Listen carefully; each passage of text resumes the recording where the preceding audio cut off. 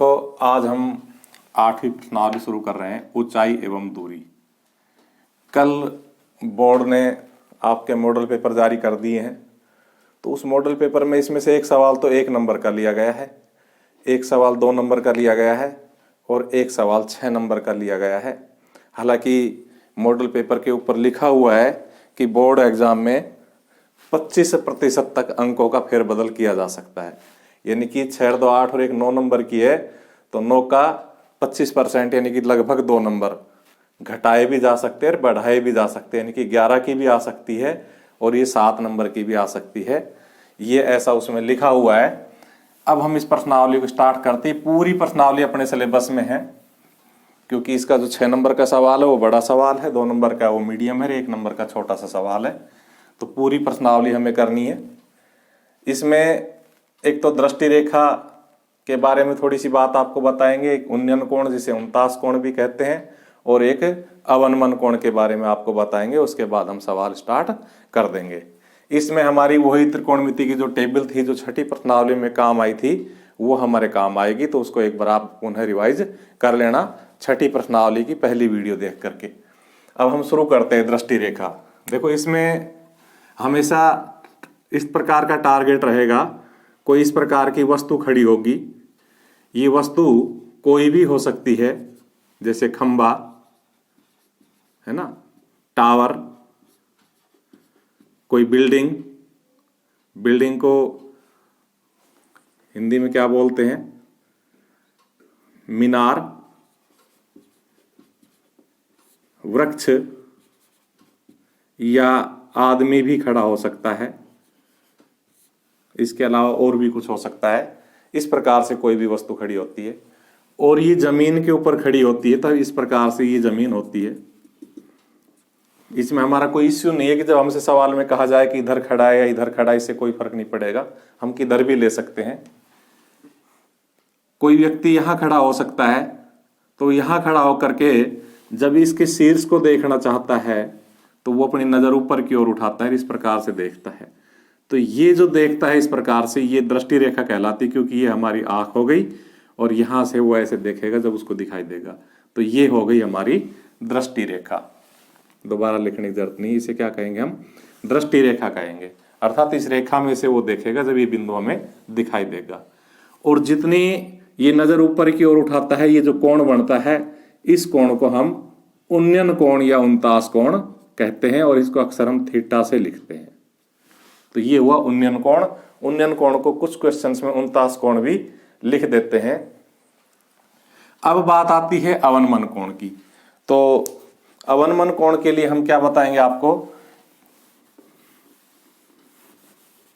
कि कोई व्यक्ति जमीन पे न खड़ा होकर के और वो इस मीनार के ऊपर खड़ा हुआ है, जो भी वस्तु दी हुई इसके ऊपर खड़ा हुआ है, तो वो पहले ऐसे सामने देखता हुआ माना जाएगा। और मान लो वो जमीन के ऊपर किसी बिंदु को देखता है, इस बिंदु को ही देखता है, मान लो सी बिंदु को, तो अब वो अपनी नजर इस प्रकार से नीचे की ओर झुकाएगा और तभी बिंदु दिखने लग जाएगा, तब वो नजर झुका बंद कर देगा अपनी।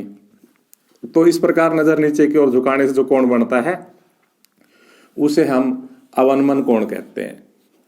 सीधा सा फंडा हुआ कि अगर कोई ऊपर से झांक करके नीचे की ओर देखता है तो अवनमन कोण बनता है, और कोई नीचे से ऊपर की ओर देखता है तो उन्नयन कोण बनता है। इनके संधि विच्छेद करे तो उन्नयन का मतलब ऊपर की ओर ही होता है, अवनमन का मतलब नीचे की ओर झुक करके देखना का मतलब होता है।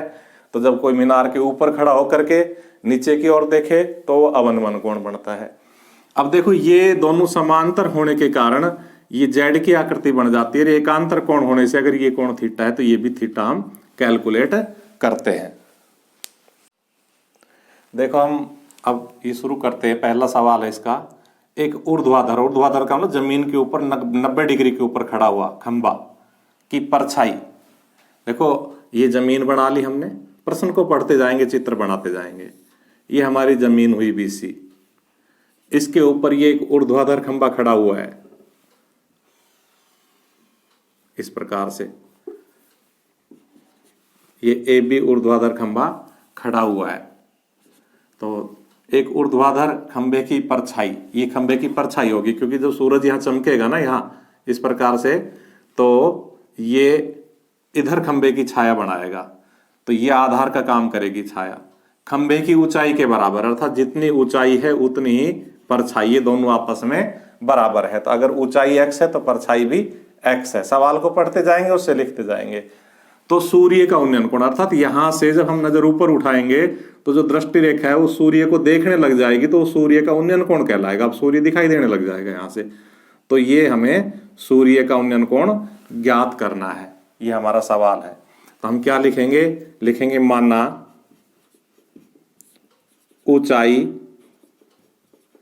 बराबर परछाई, परछाई या छाया बराबर तो x, तथा सूर्य का उन्नयन कोण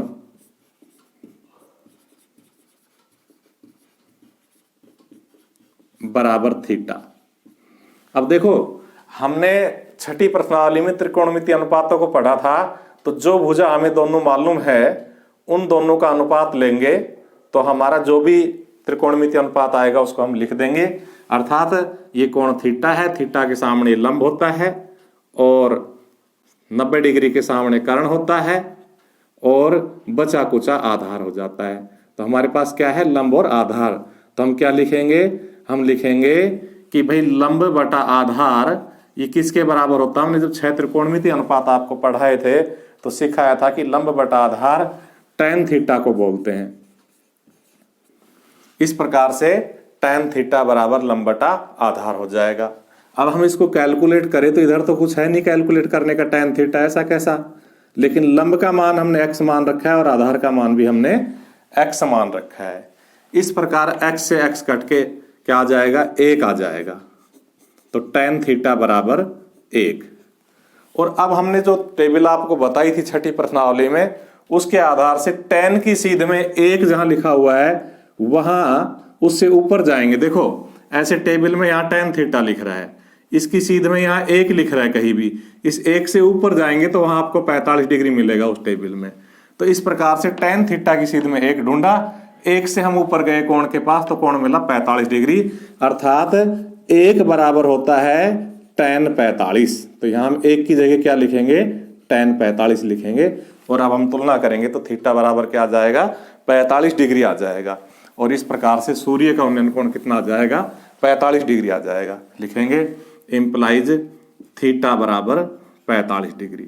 अतः सूर्य का उन्नयन कोण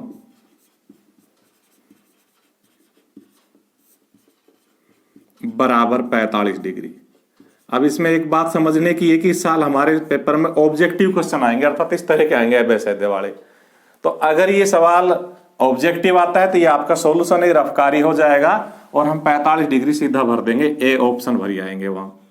और अगर ये सवाल अवैध का नहीं आता है, ये लिख करके ये हटा देता है वो, तो हम उन्नयन कोण इस प्रकार से कैलकुलेट करके आएंगे एग्जाम में।